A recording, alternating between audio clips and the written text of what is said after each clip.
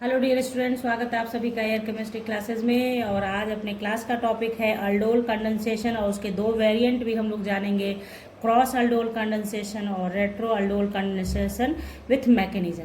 अब यहाँ पे एक चीज़ आपको बता दूँ कि अल्डोल कंडेंसेशन आप समझ सकते हैं कि ये नेम रिएक्शन है रिलेटेड टू अल्डिहाइड जिसका फंक्शनल ग्रुप का पहचान है CHO और कीटोन। ठीक है, एल्डिहाइड और कीटोन की प्रॉपर्टीज में बहुत ज़्यादा सिमिलैरिटी पाया जाता है, जिसके कारण से क्या हो जाता है कि इन दोनों का नेम रिएक्शन से रिलेटेड आपको पढ़ना है aldol condensation, aldol cross retro.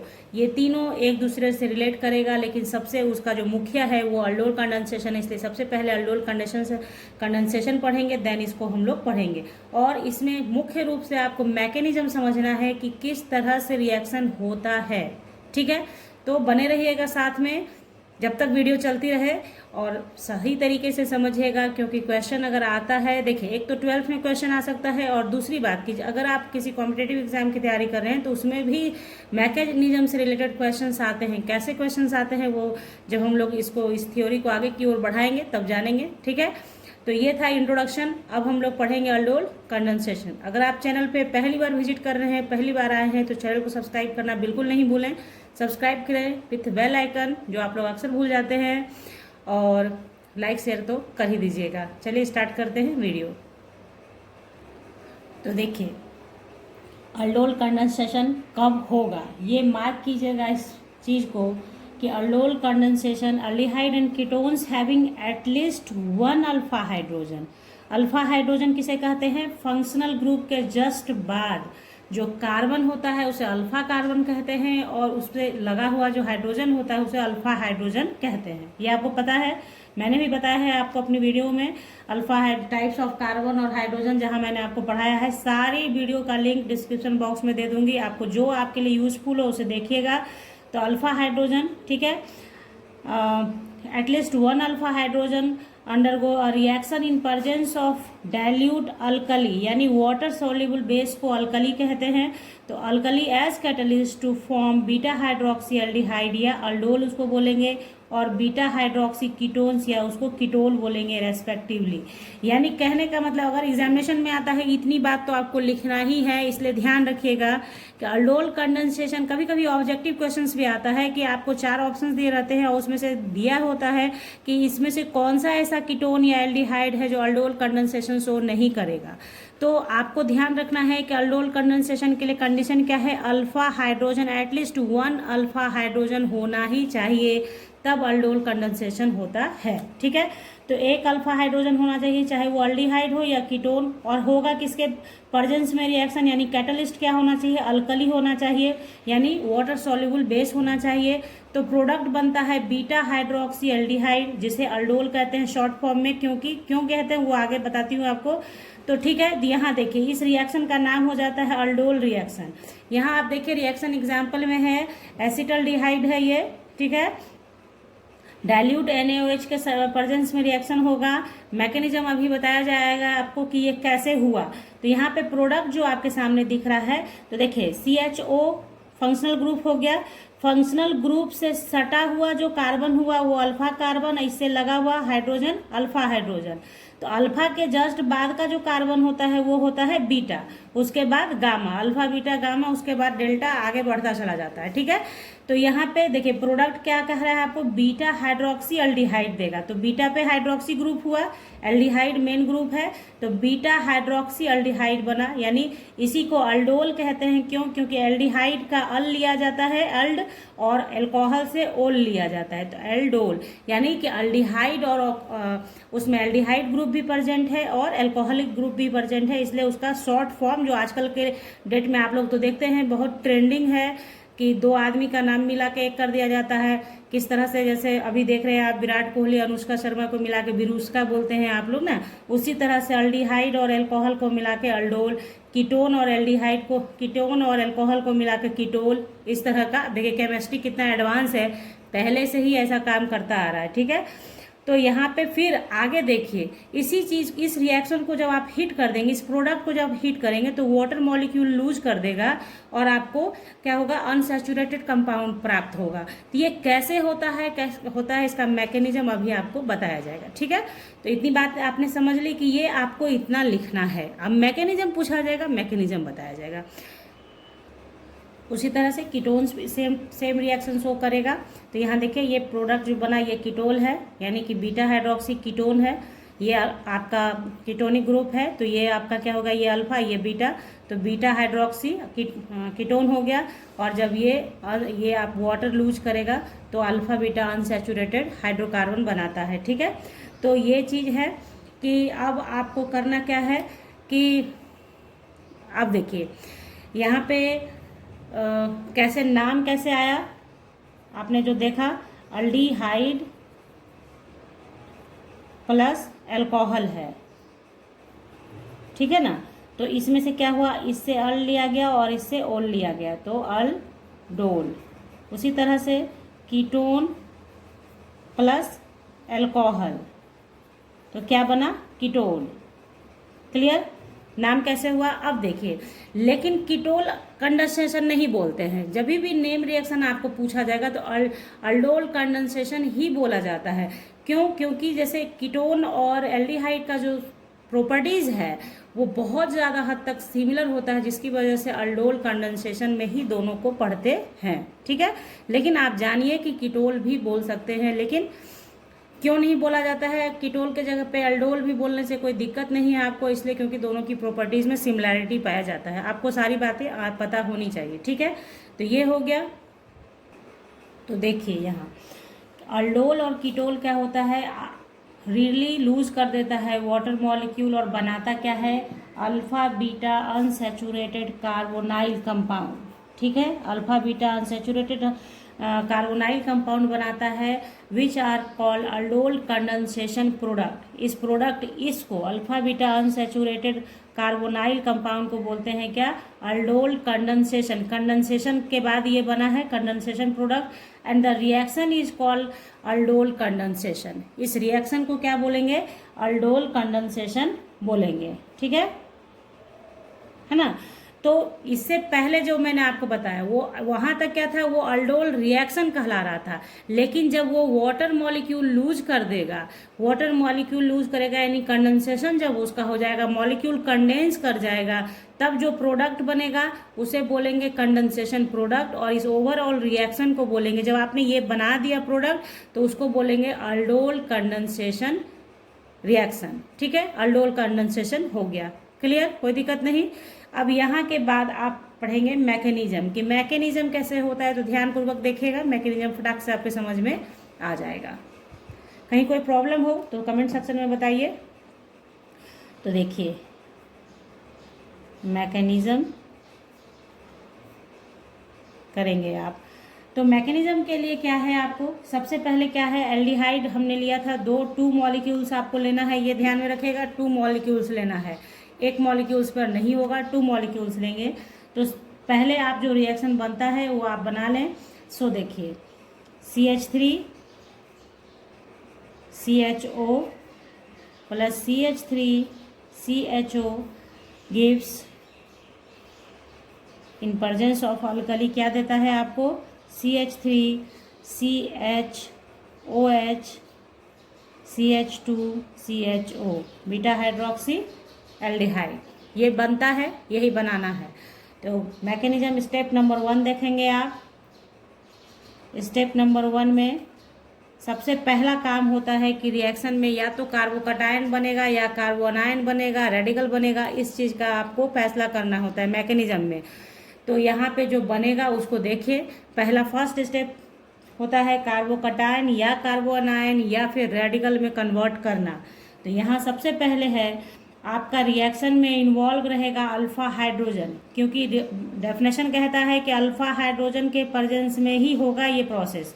तो अल्फा हाइड्रोजन देखिए तो क्या है आपका, आप लिखेंगे इस तरीके से। हाँ, और एक बात बता दूं आपको, मैकेनिज्म जब कभी बनाने की बात होती है तो आप लोगों को करना क्या है कि पूरी तरह से खोल के लिखिए मॉलिक्यूल को अगर आप इस तरीके से लिखेंगे जैसे यहाँ पे लिखा गया है तो मैकेनिज्म शो नहीं किया जाएगा।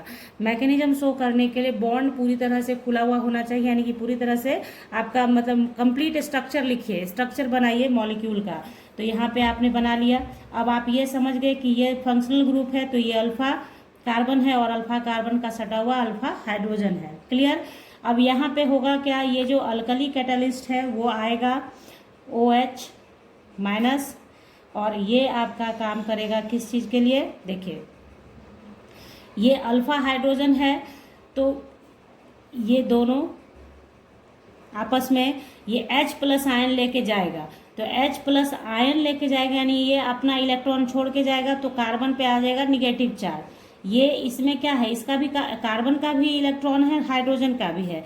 H+ आयन का जाना का मतलब क्या हुआ कि H+ आयन निकला यानी इलेक्ट्रॉन छोड़ के निकला, तो इलेक्ट्रॉन जैसे ही ज़्यादा होगा तो कार्बन बियर करेगा निगेटिव चार्ज। तो यहाँ पे H double bond O H negative charge, ध्यान से समझिएगा इसे, ठीक है। निगेटिव चार्ज दे दिया आपने, ये बन गया आपका कार्बन आयन। मैंने बोला आपको कि फर्स्ट प्रोसेस में जो बनना है वो रिएक्शन पे डिपेंड करता है कि कार्बन आयन बनेगा, कटायन बनेगा या रेडिकल बनेगा, ये डिपेंड करता है रिएक्शन पे। तो यहाँ कार्बन अनायन बनेगा, ओके। तो कार्बन अनायन अब ये जो है रेजोनेंस स्टेबलाइज होता है और बनाता है इस तरीके से। देखिए रेजोनेंस स्टेबलाइज का मतलब है कि ये इलेक्ट्रॉन ले लेगा, तो जैसे ही ये इलेक्ट्रॉन खींचेगा तो इस कार्बन पे होगा पॉजिटिव चार्ज, यानी यहाँ पे हो जाएगा ऑर्बिटल वैकेंट, और ये पॉजिटिव निगेटिव मिलके एक बॉन्ड का फॉर्मेशन करेगा, यानी कि इसका वैकेंट ऑर्बिटल हो गया और इसके पास एक्सेस ऑफ इलेक्ट्रॉन हो गया, तो ये दोनों आपस में मर्ज करके पाई बॉन्ड बना सकता है। तो क्या बनाएगा, देखिए H सिंगल बॉन्ड O, इस पे निगेटिव चला जाएगा क्योंकि इलेक्ट्रॉन लिया है, तो यहाँ डबल बॉन्ड CH। बात आई समझ में। तो ये है इनोलेट आयन। इतनी बात आपने समझ ली कैसे हो रहा है प्रोसेस। आपको बस ध्यान रखना है कि अल्फा हाइड्रोजन को इधर क्यों लिखा गया, क्योंकि अल्फा हाइड्रोजन ही इन्वॉल्व है रिएक्शन में। अल्फा हाइड्रोजन गया OH के साथ, OH- अल्कली से आया है, और यहाँ कार्बन अनायन बना। अब ये कार्बन अनायन दूसरे मॉलिक्यूल के साथ कंबाइन करेगा। सो देखते हैं स्टेप नंबर 2 में। तो देखिए स्टेप सेकंड में क्या होगा, जो कार्बन अनायन बना है उसको आप लेके आए, तो कार्बन अनायन जो बना वो ऐसा बना है आपका CH, और ये निगेटिव चार्ज है इसके पास, और आपका दूसरा मॉलिक्यूल जो है उसको लेकर आइए, एसिटाल्डिहाइड जो आपका है ना, ये है। अब यहाँ देखिए ये क्या करेगा, ये इलेक्ट्रॉन खींचेगा। ये नियम है कि डबल बॉन्डेड कार्बन के साथ डबल बॉन्डेड O होता है तो वो विड्रॉ करता है इलेक्ट्रॉन को, रिलीज नहीं करता है, देता नहीं है, विड्रॉ करेगा।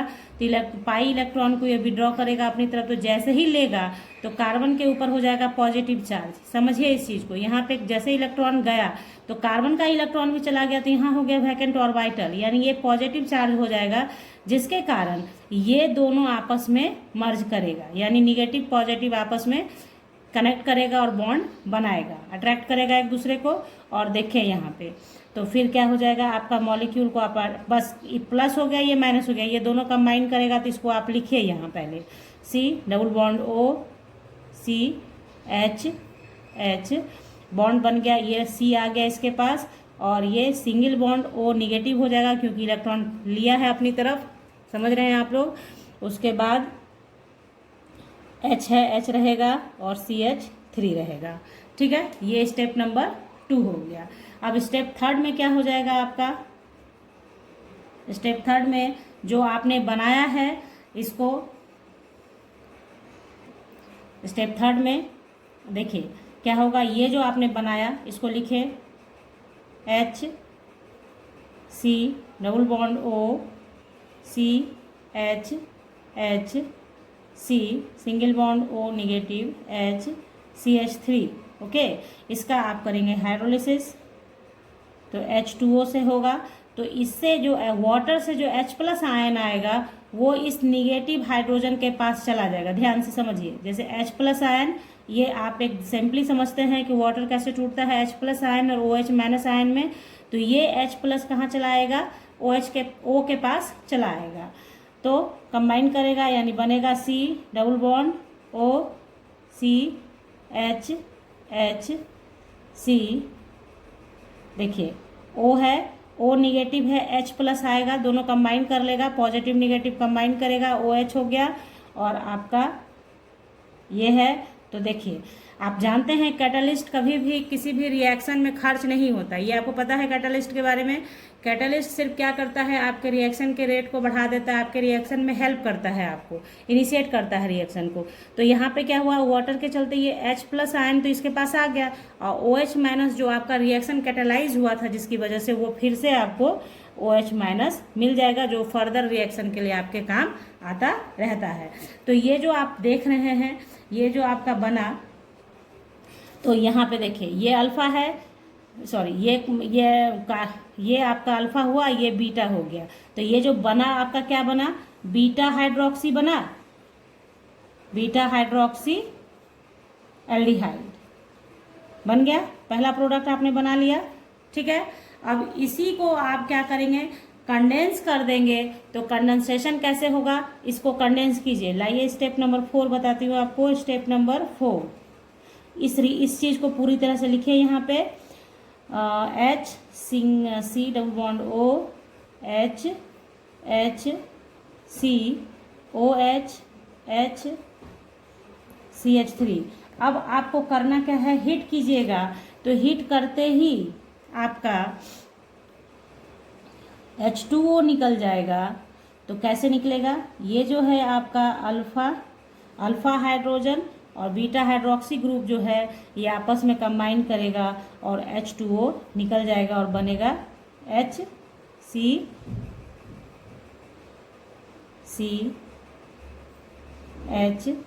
चूँकि ये निकल गया है यानी ये आपका OH- जाएगा, ये H+ जाएगा और यहाँ पे डबल बॉन्ड का फॉर्मेशन दे देगा CH3। ठीक है, क्योंकि एक चीज़ आपको हमेशा याद रखना है कि कार्बन का टेट्रावैलेंसी में कोई फर्क नहीं पड़ना चाहिए। कार्बन टेट्रावैलेंट है, टेट्रावैलेंट रहेगा, चाहे उसके लिए आप मल्टीपल बॉन्ड बनाना पड़े आपको या जो करना पड़े। ठीक है, मल्टीपल बॉन्ड बनाते हैं आप या हाइड्रोजन देते हैं, मतलब टेट्रावैलेंसी कार्बन अपना पूरा करके रखता है। तो इस तरीके से ये जो बना, इसका नाम है हो जाएगा आपको यहाँ पे 1 2 3 4। तो क्या हो जाएगा आपका 2-ब्यूटेनॉल। ठीक है, तो ये बन गया आपका। तो ये मैकेनिज्म था, कैसे मैकेनिज्म होता है ये आपने जान लिया। तो इसी तरह से आप क्या करो, कीटोन के साथ भी सेम केस करो। ठीक है, अब यहाँ पे बनाऊंगी तो 1-2 घंटा लग जाएगा। आपको करना क्या है, कीटोन लिखिए। कीटोन में भी जो अल्फा हाइड्रोजन है उसको OH के साथ रिप्लेस कीजिए। जैसे जैसे मैंने प्रोसेस किया है हूबहू वो ऐसे ही करना है, सिर्फ एल्डिहाइड की जगह पे क्या हो जाएगा, कीटोन हो जाएगा। और आप बनाइएगा जरूर, सिर्फ सुन के दिमाग में मत रख लीजिएगा कि हाँ देख लिया, समझ लिया, हो गया, कर लिया, ऐसा नहीं कीजिएगा। बना लीजिएगा 1 बारी 2 बारी, तो आपके प्रैक्टिस में रह जाएगा और आप गलत नहीं करेंगे कभी भी। तो ये हो गया आपका। अब बारी आती है हम लोगों को समझने की कि मतलब ये जो आप प्रोडक्ट देख रहे हैं इसी को बोलते हैं अल्डोल कंडेंसेशन प्रोडक्ट। इस पूरे मैकेनिज्म के थ्रू जो बन के आया इसे बोलते हैं अल्डोल कंडेंसेशन। ठीक है, तो ये बातें हो गई। अब जानेंगे हम लोग क्रॉस अल्डोल कंडेंसेशन किसे कहते हैं। ठीक है, तो क्रॉस अल्डोल कंडेंसेशन देखते हैं।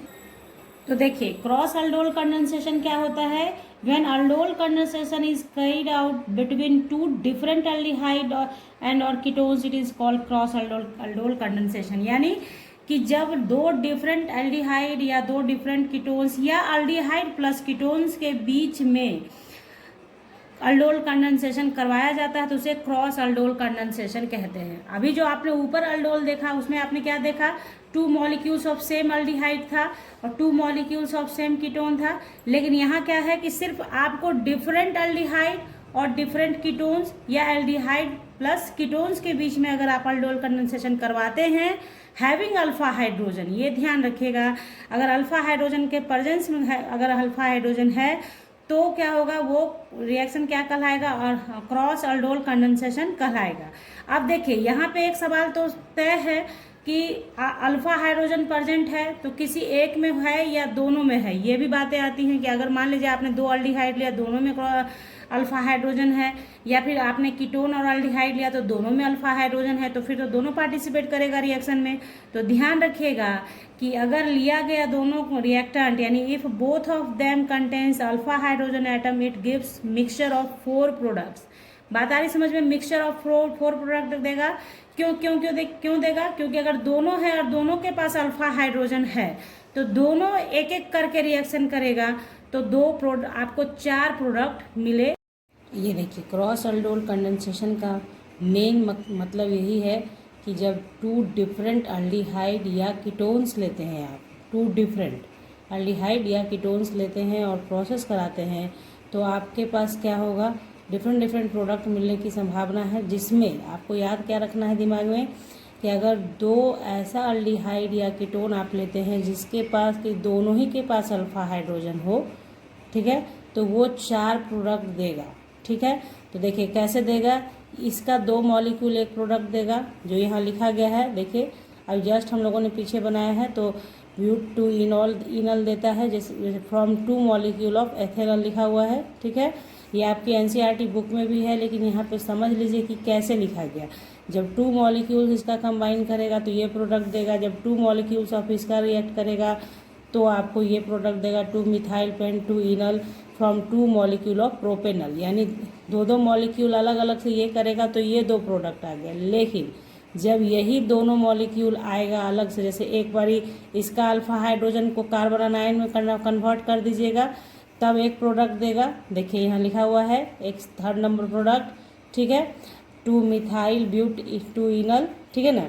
उसी तरीके से जब आप इसके अल्फा हाइड्रोजन से कार्बन आनायन बनाइएगा नीचे वाले से प्रोपेनल से, और इसको ला के कंबाइन कीजिएगा तो एक 4था प्रोडक्ट देगा। बात आप समझ रहे हैं कैसे 4 प्रोडक्ट बना, तो 4 प्रोडक्ट आपको देगा। तो यहाँ देखिए ये दोनों प्रोडक्ट को लिखा गया है 1 2 को कि सिंपल और क्रॉस अल्डोल प्रोडक्ट है, ये मतलब सिंपल प्रोडक्ट है क्योंकि सेम एल्डिहाइड से बना है, जबकि यहाँ पे 2 डिफरेंट एल्डिहाइड जब कंबाइन कर रहा है तब ये बना, इसलिए इसको कहा गया from 1 molecule of ethanol and 1 molecule of propanol cross aldol product हुआ। ये क्रॉस कंडेंसेशन यहाँ पे हुआ, क्रॉस अल्डोल हुआ क्योंकि 2 डिफरेंट एल्डिहाइड ग्रुप ने कंबाइन किया। ओके, तो ये चीज़ हो गया। अब यहाँ देखिए कि ये तो अभी आपने देखा कि दोनों के पास अल्फा हाइड्रोजन है तो ये रिएक्शन होगा, यानी 4 प्रोडक्ट देगा। लेकिन कुछ केसेस में ऐसा होगा कि किसी एक के पास अल्फा हाइड्रोजन होगा और किसी दूसरे के पास अल्फा हाइड्रोजन नहीं होगा। लेकिन ये ध्यान रखिएगा ऑलवेज कि एक के पास अल्फा हाइड्रोजन होना ही है। 2 मॉलिक्यूल्स है तो एक के पास अल्फा हाइड्रोजन होगा, तभी कार्बन आनायन बनेगा और तब रिएक्शन आगे प्रोसीड होगा। तो उस केस में क्या होगा वो आप देख लीजिए कि अगर किसी एक के पास आपका अल्फा हाइड्रोजन है और दूसरे के पास नहीं है, तो देखिए नोट करके आप इसे आप कर सकते हैं, सिर्फ दिमाग में रखिएगा cross aldol condensation between an excess of aldehyde that no alpha hydrogen atoms such as C6H5CHO benzaldehyde formaldehyde, ये इन लोगों के पास क्या होता है, अल्फा हाइड्रोजन नहीं होता है। देखिए यहाँ पे अल्फा हाइड्रोजन दिखाया गया है आपको कि CHO है, यहाँ कार्बन है तो यही अल्फा कार्बन हुआ, इसके पास अल्फा हाइड्रोजन नहीं है। ठीक है, तो उसी तरीके से आप आगे बढ़ेंगे। तो कहने का यहाँ पे क्या है कि and second enolisable aldehyde gives mainly 1 crossed aldol condensation product.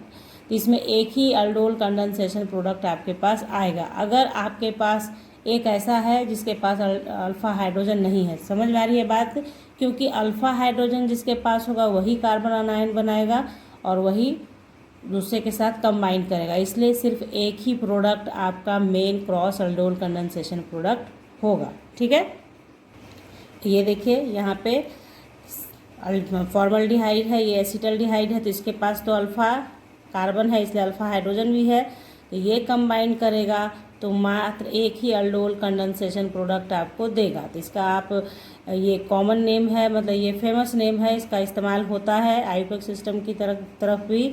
और नहीं तो आप ऐसे नाम लिखिए 1 2 3 नंबरिंग कीजिए, प्रोप 2 इनल हो जाएगा। उसके बाद इस तरह से देखिए ये अनदर एग्जाम्पल है आपका, ठीक है। इसके पास अल्फा हाइड्रोजन है, इसके पास अल्फा हाइड्रोजन नहीं है। आप भी देख सकते हैं, पीछे मैंने बहुत बार बताया अल्फा हाइड्रोजन का। तो यहाँ ये प्रोडक्ट मेन प्रोडक्ट हो गया, मेजर प्रोडक्ट हो गया। नाम इसका आप कैसे लिखेंगे कि चूँकि ये आपका फंक्शनल ग्रुप है तो यहाँ से नंबरिंग करेंगे आप। कार्बन कंटेनिंग फंक्शनल ग्रुप है, 1 2 3 करेंगे, 1 2 1 3 डाइफिनाइल।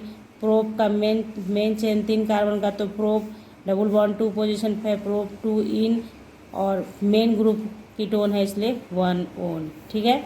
इस तरह से हो गया। अब जानते हैं, ये चीज़ आपने जान लिया क्रॉस अल्डोल कंडेंसेशन क्या है, सब कुछ मैंने आपको बताया है। बात को बारीकी से सुनेंगे तो आपके समझ में सारी बातें आ जाएंगी बच्चे, कि अल्फा हाइड्रोजन मस्ट है, अल्फा हाइड्रोजन होना चाहिए। क्रॉस अल्डोल कंडेंसेशन में हुआ कि दो डिफरेंट अल्डिहाइड या कीटोन्स लेकर आप करेंगे तो उसमें से हो सकता है चांसेस ये होगा कि दोनों के पास अल्फा हाइड्रोजन हो। तो दोनों के पास अल्फा हाइड्रोजन होगा तो 4 प्रोडक्ट देगा। अगर दोनों में से किसी एक के पास अल्फा हाइड्रोजन होगा तो मेन एक ही प्रोडक्ट होगा। यही था सारांश, समरी, ठीक है। तो अब देखिए रेट्रो अल्डोल कंडेंसेशन क्या है। तो retro aldol condensation is nothing but reverse of this reaction, ठीक है। रिवर्स, जैसे आपका क्या आपने देखा है कि सारे रिएक्शन को इक्विलिब्रियम फॉर्म में लिखा गया है। Since the entire reaction of aldol condensation is an equilibrium including dehydration and hence alpha beta unsaturated and beta hydroxyl carbonyl compounds may be cleaved in presence of hydroxyl ion to give back the carbonyl compound. This reverse reaction called retro aldol condensation. बस आपको ध्यान रखना है, retro aldol condensation का मतलब है कि यहाँ पे सारे रिएक्शन को इक्विलिब्रियम पोजीशन में दिखाया गया है। आप बैक होके देखें तो इक्विलिब्रियम पोजीशन की वजह से क्या होगा, इंक्लूडिंग डिहाइड्रेशन, जहाँ पे आपने H2O मॉलिक्यूल निकाला वो भी इक्विलिब्रियम पोजीशन में है। तो उस कंडीशन में इक्विलिब्रियम पोजीशन को दिखाते हैं ना हम लोग इस तरह के एरो से। इसका मतलब होता है ना कि रिएक्शन अगर कंडीशन चेंज कर दिया जाए तो आपका रिएक्शन क्या हो सकता है, रिवर्स भी हो सकता है। तो इसलिए यहाँ पे बताया गया है कि OH के प्रेजेंस में, OH माइनस यानी हाइड्रोक्साइल आयन के प्रेजेंस में आपका रिएक्शन रिवर्स होगा और आपको कार्बोनाइल कंपाउंड दे देगा। तो इस कंडीशन को ही बोलते हैं रेट्रो अल्डोल कंडेंसेशन। बात आ गई समझ में।